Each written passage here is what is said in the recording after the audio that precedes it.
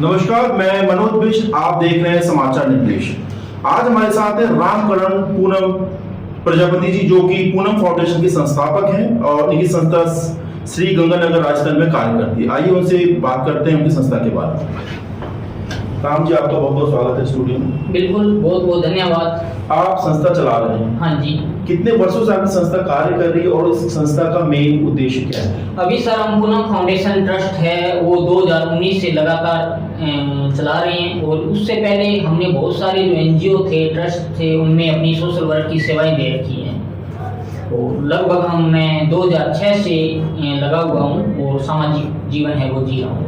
आप 2006 से सामाजिक कार्य से जुड़े हुए हैं। हाँ जी। और आपकी संस्था 2019 से लगातार कार्य है। तो आपका जो संस्था है उसका मेन उद्देश्य क्या है? सर, हमारी जो संस्था है वो भारत भर से ऐसे बच्चे जो झुग्गी झोंपड़ियों में रहते हैं, ईंट भट्टा पे मजदूरी करते हैं, या गाँवों में ऐसे बच्चे जो स्कूल नहीं जा पाते हैं या आर्थिक स्थिति से बहुत ज़्यादा कमजोर हैं और उनको स्कूल में भेजने के लिए फीस वगैरह या उनकी स्टेशनरी उपलब्ध नहीं हो पाती है, तो इसी कार्यों के लिए हमारी जो संस्था है पूनम फाउंडेशन ट्रस्ट वो जन सहयोग जुटाती है और उसके माध्यम से उन बच्चों को निःशुल्क शिक्षा के क्षेत्र में आगे बढ़ाने का प्रयास कर रही है। आपकी संस्था का मेन उद्देश्य शिक्षा को लेकर है, जो गरीब तबका है, जो अफोर्ड नहीं कर पाता, जो वंचित रह जाता है। हाँ जी। तो इस संस्था से जो जुड़े हुए हैं, आपके साथ जो कार्य करते हैं, हाँ जी, किस तरीके से वो पढ़ाते हैं, वो किस क्षेत्र से आते हैं लोग जो आपकी संस्था से जुड़े हुए हैं? हमारी संस्था से वो स्टूडेंट लेवल के जो कार्यकर्ता हैं जुड़े हुए हैं, जिन्होंने लगभग 12वीं पास कर ली हो, बीए पास कर ली हो या बीएड कर रहे हो, जो आगे टीचर की तैयारी करने के इच्छुक हो, तो उन कार्यकर्ताओं को हम फाउंडेशन में जोड़ते हैं और साथ में उनका टीचिंग का एक अनुभव हो जाता है, और ऐसे में वो कार्यकर्ता है उन बच्चों को पढ़ाते हैं और उनका सर्वे भी करते हैं और अपने स्तर पर पढ़ाने का कार्य करते हैं, और हम उन्हें केवल शिक्षा के क्षेत्र में संबल प्रदान करते हैं और वे लगातार पढ़ा भी रहे हैं। पढ़ाई के साथ साथ और कोई भी कार्य आपकी संस्था करती है? हाँ बिल्कुल, पढ़ाई के साथ साथ जैसे निःशुल्क शिक्षा अभियान तो हमने चला ही रखा है झुग्गी झोंपड़ियों में, और इसके अलावा हमने पर्यावरण संरक्षण के लिए भी कार्य कर रखा है। और पर्यावरण संरक्षण का मैं बहुत बड़ा अगर उदाहरण दूं मेरी नजरों में, जो है जब हमारी शादी हुई थी मेरी और पूनम जी की 2016 के अंदर, तो हमने इको शादी के रूप में उस शादी को पूर्ण रूप से डाल दिया था, और शादी में आए हुए सभी मेहमानों को 500 पौधे गिफ्ट किए थे, और दूसरे दिन सपत्नीक रूप में हमने राजकीय उच्च माध्यमिक विद्यालय गांव शोपरा, जो हमारी कर्मस्थली और जन्मस्थली रही है, वहां पर हमने 150 पौधे है वो पूरी जो बराती और घराती उनके साथ में वहां रोपित किए थे। बहुत नेक कार्य किया आपने। आपकी संस्था, आपने बताया जैसे पूनम आपकी वाइफ का नाम है, पूनम उन्हीं के नाम से आपने संस्था का नाम रखा है। आपने बताया था कि आप मीडिया से भी जुड़े हैं, तो मीडिया क्षेत्र में अपने कार्य का कुछ अनुभव शेयर करें। हाँ, जब मैं 7वीं क्लास में था तो मेरा रुझान है वो पत्रकारिता लाइन में, लेखन लाइन में हो गया था। शुरुआत मैंने बाल हंस, जो राजस्थान पत्रिका की पाक्षिक बुक्स निकलती है, जो नन्हे मुन्ने बच्चों के लिए कविताएं कहानियां लेखन का कार्य है, उसमें बहुत अच्छा होता है, तो मैंने चित्रकला के रूप में वहाँ अपना कार्य अनुभव है वो दिया। और उसके बाद में मैं लगातार, मेरे बड़े भाई साहब ओम प्रकाश वर्मा यारा थे, जो राजस्थान पत्रिका से 1999 के आसपास जुड़ गए थे, तो उनका सानिध्य मुझे मिला, और उसी सानिध्य के चलते 2005 में मैं गुआना हरियाणा से प्रकाशित एक पत्रिका निकलती थी अपराध मुक्त समाज, तो उसमें मैं जो अपने क्षेत्र का ब्यूरो है बनाया गया। उसके बाद दिल्ली की एक मासिक अखबार था आदर्श पंचायती राज, तो उसमें भी मैंने राजस्थान का चार्ज है वो संभाला।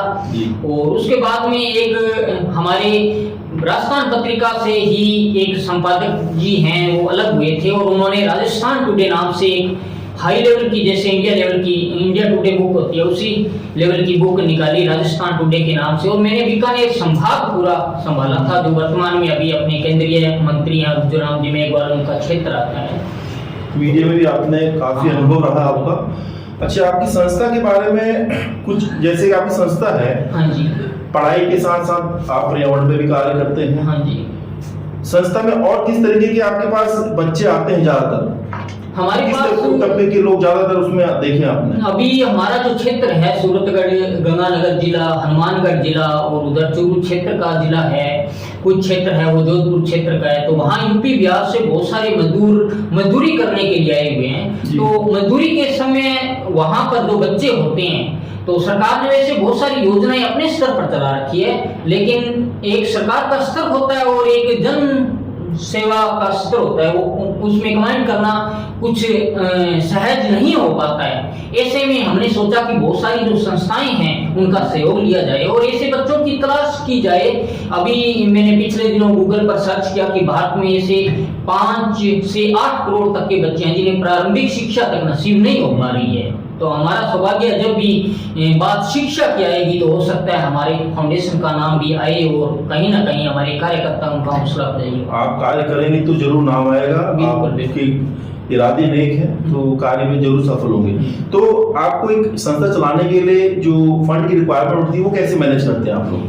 अभी हमारे पास किसी प्रकार का गवर्नमेंट प्रोजेक्ट नहीं है, नई कंपनी CSR फंड है और हमारा उद्देश्य भी जीवन में ये नहीं है कि हम गवर्नमेंट फंड लें, किसी प्रकार का नई कंपनी CSR फंड लें। हम सोशल मीडिया के माध्यम से जो आम जन है उनसे जुड़े हुए हैं, ऑनलाइन फंड रेज करते हैं। हाँ जी, हम जो क्राउड फंडिंग होती है वो जुटाते हैं। आज तक मैंने जीवन में कभी भी घर घर जाकर चंदे की रसीदें भी नहीं काटी और जो भी सोशल मीडिया के माध्यम से कार्यक्रम देखते हैं वो अपना सहयोग देते हैं और देने के बाद में हम उन्हें जो पारदर्शिता देने के लिए जैसे मीडिया की जो न्यूज कटिंग है, फोटो है, वीडियो है वो उन तक प्रोवाइड करवा देते हैं।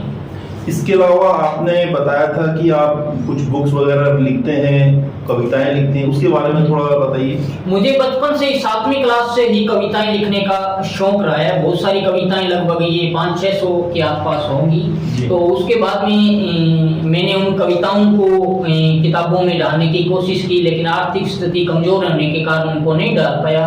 लेकिन फिर मैंने सोचा कि क्यों न सामाजिक जो कहानियां हैं, जो कुरीतियों को दूर करने वाली हैं, उन कहानियों के लिए भी हम प्रयास करें। तो ऐसी कहानियां मैंने लगभग 120-25 के आसपास लिखी हुई है और 90 उनको कॉपीबद्ध कर रखा है और उन्हीं में से 7 कहानियों की एक बुक है जो बेटियां प्रकाशित हुई और उस प्रकाशन के बाद में उसका विमोचन हमारे राष्ट्रपति महोदय उनके आईएएस जो सचिव हैं, मुख्य सचिव अजय जी भादु, उन्होंने किया और उनकी माँ श्रीमती तारावती जी भादु ने उस समय हमें 20,000 डोनेशन देकर वो खुद अपने हाथों से पुस्तकें प्रकाशित करवाई और उन्होंने ही विमोचन करवाया। मेरा दुर्भाग्य ये रहा कि मैं आर्थिक स्थिति से कमजोर होने के कारण यहाँ आईएएस तक पहुंच भी नहीं पाया और उन्होंने अपने आप विमोचन वगैरह जो भी करना था वो कर दिया और मुझे 100 पुस्तकें हैं वो प्रोवाइड करवा दी। ये थे प्रजापति जी जो कि एक फाउंडेशन चला रहे हैं, पत्रकारिता में भी इनका अच्छा अनुभव है,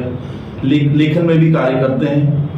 तो आप हमारे स्टूडियो में आए, आपने कीमती समय दिया, आपका बहुत बहुत धन्यवाद। और सबसे बड़ा धन्यवाद तो आपका है, मुकेश जी भोगल का है, समाचार निर्देश की पूरी टीम का मैं धन्यवाद देता हूं जिन्होंने नेशनल लेवल तक एक अच्छी पहचान बनाई है। और खासकर मीडिया जगत में आज जब जो समाचार या यूं कहूं कि मीडिया अपनी राह से भटकता नजर आता है, तो ऐसे में मेरे को समाचार निर्देश पढ़ने का जो अनुभव है मैं बता रहा हूँ कि समाचार निर्देश में आज भी अखबार में समाचार मिलते हैं और समाचार अखबार में मिलना बहुत बड़ी बात है। मुकेश जी का बहुत बहुत धन्यवाद, आपका भी बहुत बहुत धन्यवाद।